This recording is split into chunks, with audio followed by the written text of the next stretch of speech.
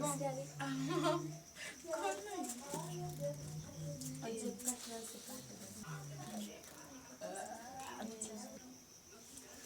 बच्चों, good evening. आज हम लोग फाउंडेशन क्लास की जो कुछ टॉपिक है उठा रहेंगे। हम लोग जो डिस्कस ये चल रहा था कि sir what is the mean of development, कि रियलिटी क्या है, विकास क्या है, विकास किससे कहते हैं, नॉट अ नाउन कि विकास है फलानवा का नाम उसे विकास कहते हैं, ऐसा नहीं। ये वर्ड जो है आपका क्या बता रहा है कि डेवलपमेंट, पॉपुलेशन एंड रिसोर्सेस, भाई विकास, जनसंख्या और उसके संसाधन या एवं तथा और उसके संसाधन।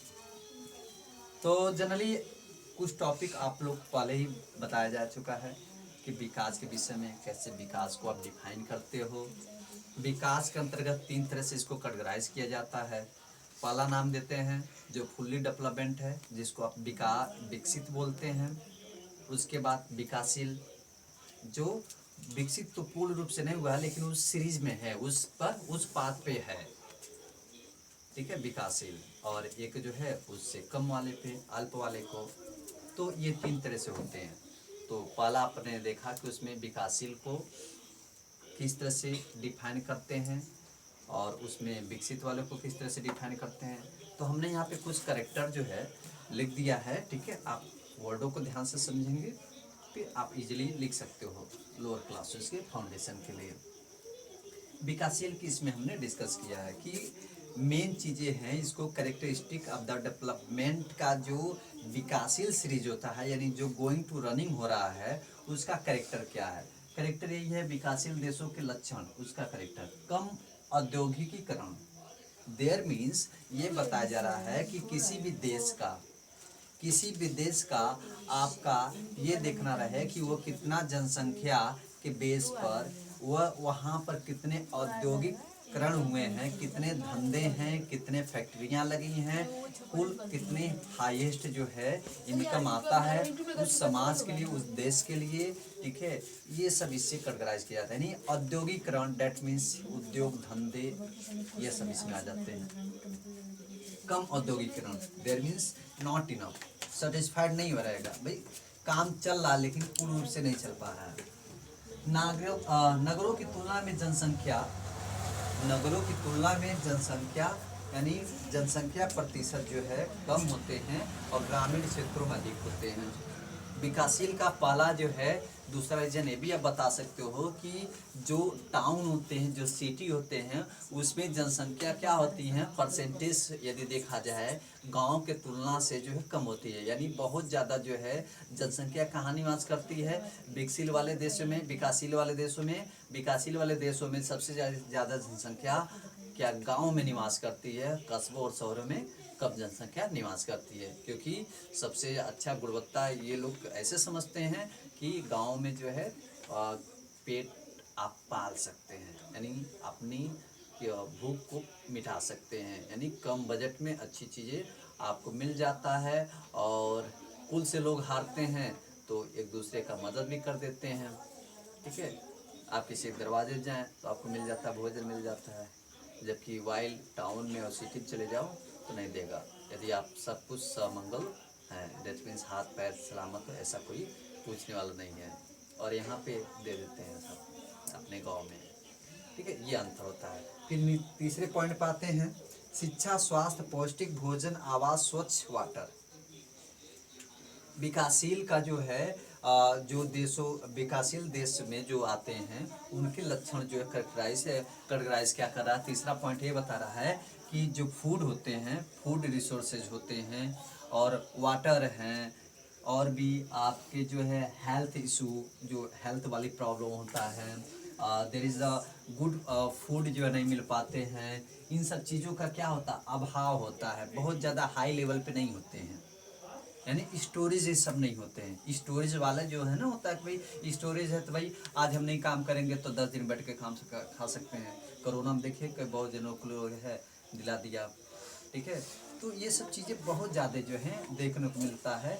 तो आप ये भी जो है पॉइंट में आप डाल सकते हो, रिप्रेजेंट कर सकते हो कि विकासशील के जो सीरीज होंगे उसमें जो है क्या फूड रिसोर्सेस, वाटर, ठीक है, स्वच्छ वाटर ना मिल पाना, जैसे पहले के ज़माने में लोग कुएं से पानी पिया करते थे, आज भी ऐसे ऐसे कहीं आप जाओगे देखो ना, या कुएं से ये लोग पानी पीते हैं, ठीक है। तो वो सब चीज़ें आप परिवेश बदल गया, वातावरण बदल गए, तो पहले की तुलना में आज की तुलना में बहुत ज़्यादा अंतर है। तो यदि कुएं में पानी पिएंगे तो उसी तरह जो तबीयत खराब हो जाएगा, सही से आपकी इलाज नहीं हो पाएगा, उसी तरह मर जाएंगे। तो एजुकेशन, हेल्थ, बढ़िया खाना, फिर ये प्रॉब्लम एक और होता है आवास। तो आवास को आप यहाँ पे भी रिप्रेजेंट कर सकते हैं। जैसे आप बाहर गए कमाने, तो आपको जो है रूम लेकर आना पड़ रहा है, ठीक है, रूम लेकर रहे बहुत बढ़िया, तो अच्छी चीज़ें हैं, और नहीं मिल पाता है तो जग्गी उग्गी झोपड़ी उपड़ी डाल के लोग रहते हैं इसी तरह। तो उस तरह से आप यहाँ पे रिप्रेजेंट कर सकते हैं कि बढ़िया से उपस्थित ना हो पाते हैं सब, ठीक है। राष्ट्रीय आय, नेक्स्ट पहुँचते हैं। राष्ट्रीय आय, प्रति व्यक्ति आय का कम होना। जो आदमी यानी किसी भी देश के आदमी लोग कम कमाते हों, और साथ ही साथ वहाँ की जो नेशनल है, जो राष्ट्र है, वहाँ का भी उसकी भी अर्निंग कम होता हो, तो उसको हम विकासशील के सीरीज में रखते हैं, ठीक है।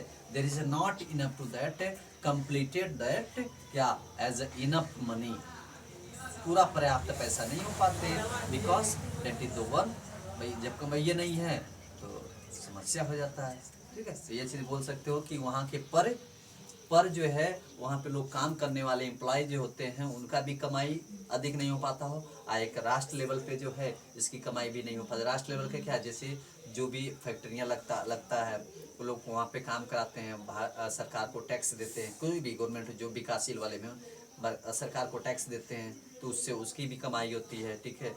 फिर जैसे बहुत से ऐसे संस्थाएं हैं चलाए जाते हैं, उसमें सरकार का अधिक नहीं फायदा हो पाता है, तो इस तरह से जो है वो कमाई कम होती है, और आदमी लोग का भी। तो इसकी वजह से आप ये बोलते हो कि वो विकासशील के देशों में अभी फाइट कर रहा है, आगे बढ़ रहा है। फिर नागरिक में आर्थिक एवं सामाजिक के आधार पर भेदभाव, सबसे प्लस पॉइंट ये है। विकासशील के सीक्वेंस में जो ह्यूमन बॉडी आते हैं, या जो लोग समाज होते हैं, वो लोग क्या देखते हैं, ये चीज़ देखते हैं कि उनमें जो है सबसे बड़ी प्रॉब्लम होता है ना, कि जैसे मान लीजिए अभी आपने इंडिया में ले लीजिए, एक अभी हमारा ही एरिया ले लीजिए, ठीक है, बड़ारा ले लीजिए, ठीक है। तो इसमें आपको क्या देखने मिलता है, जो अच्छे अच्छे पोस्ट पे हैं, और जो थोड़ा सा कम पोस्ट में हैं, वेल एजुकेटेड हैं, लेकिन मनी नहीं उतना हो पाता है, ठीक है। तो समाज में वो जो है लोग थोड़ा सा हीन भावना से देखते हैं।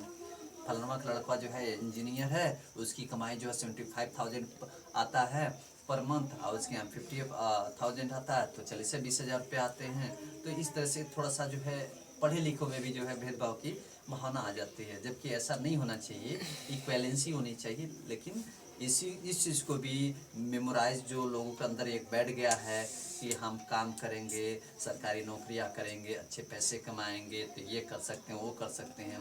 लेकिन कुल मिला जो कर देखें, यदि आप सही से कर्म कर रहे हैं ना, तो गवर्नमेंट है प्राइवेट ये कोई विशेष मायने नहीं रखती हैं। बशर्ते यही है कि आप प्राइवेट में यदि 1 महीने बैठ जाते हैं तो उसकी इनकम नहीं मिलेगी, लेकिन आप यदि गवर्नमेंट में बैठे तभी उसकी मिलेगी। लेकिन इसमें दोनों अंतर है, ठीक है। यदि आप सही से किए हैं ना, तो प्राइवेट वाले भी यदि आपकी अच्छी बनता है होता था, तो वो भी 1 महीने का आपको जो सैलरी दे सकता है।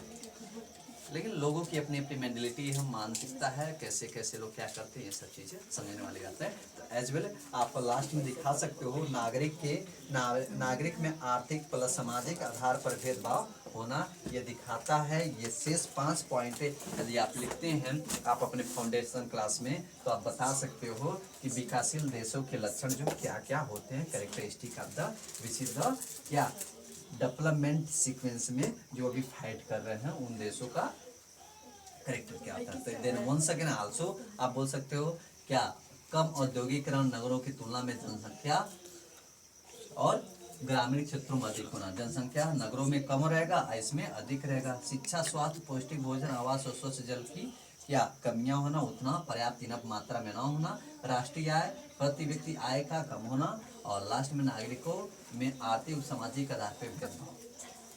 तो इस तरह से बच्चों आप लोग इसको समझ सकते हो, बता सकते हो, ठीक है। और भी विशेष प्रकार की यदि कोई क्वेश्चन है तो आप अवश्य कमेंट करें, पूछें, आपके लिए जो क्लासेस तैयार कराए जाएंगे। सो थैंक यू, धन्यवाद वीडियो क्लास